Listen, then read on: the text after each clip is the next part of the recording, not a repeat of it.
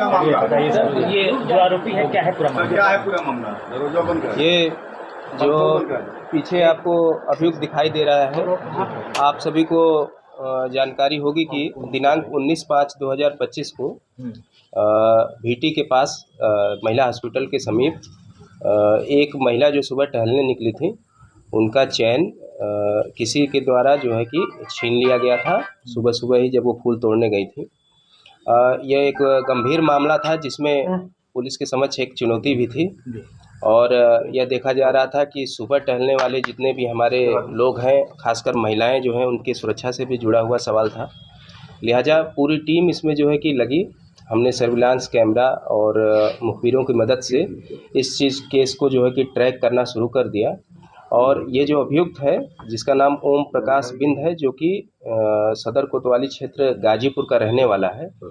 जब हम लोगों ने इस पर जानकारी किया तो यही अभियुक्त है जो कि बाइक सवार होकर आया था और मौका देखकर उसने उक्त महिला के साथ जो है कि लूट की घटना कारित किया था। उस समय महिला द्वारा जो बताया गया था कि एक चैन जिसमें लॉकेट लगा हुआ था वो ये लेकर गए थे। लिहाजा जब इसे पूछताछ और दबिश दी गई तो जो लॉकेट है वो जो है कि बरामद हो गया है, जबकि जो चैन था इसको इसने जो है कहीं पे जाकर बेच दिया था और उसे जो पैसा मिला था उससे एक मोबाइल और जो अपनी गाड़ी थी जिसे वह लूट किया था, लूट में प्रयोग किया था, उसकी उसने किस्त बाकी जमा कर दिया।